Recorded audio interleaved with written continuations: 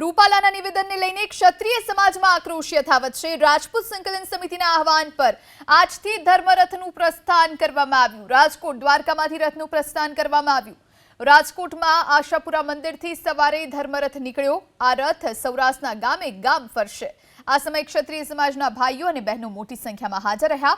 ધર્મરથના પ્રસ્થાન સમયે રમજુભા જાડેજાએ કહ્યું, અમારી અસ્મિતાની લડાઈ ચાલુ રહેશે। આ અમારી સામાજિક લડાઈ છે, કોઈ રાજકીય લડાઈ નથી। તો આ તરફ દ્વારકાથી પણ ધર્મરથનું પ્રસ્થાન થયું। દ્વારકા જિલ્લાના ગામડાઓમાં રથ ફરી સાંજે ખંભાળિયા રાત્રિ રોકાણ કરશે। ધર્મરથ યાત્રામાં બાઇક અને મોટર કાર સાથે રેલી સાથે પ્રસ્થાન કરવામાં આવ્યું। ધર્મરથનું દ્વારકાધીશના ચરણોના સમસ્ત ક્ષત્રિય સમાજના લોકોએ આશીર્વાદ લઈ ધર્મરથનું આયોજન કર્યું છે। સમસ્ત 5 ઝોનમાં જે વહેંચાયેલું છે અને ગુજરાતના દરેક ગામડાઓમાં, તાલુકાઓમાં અને શહેરમાં એનું પ્રચાર કરવામાં આવશે। અને જે આ અમારું અપમાન થયું છે તેના વિરુદ્ધમાં અમે લડાઈ લડી રહ્યા છીએ।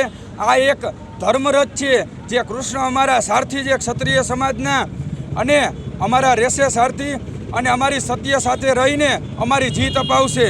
જય માતાજી।